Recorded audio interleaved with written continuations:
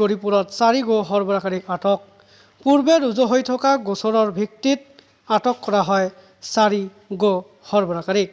আটকাধীন 4 গো সৰবৰাহকাৰীৰ নাম মইনাল হক, মইনুল হক, নুৰজামাল শেখ আৰু মজিবুৰ ৰহমান।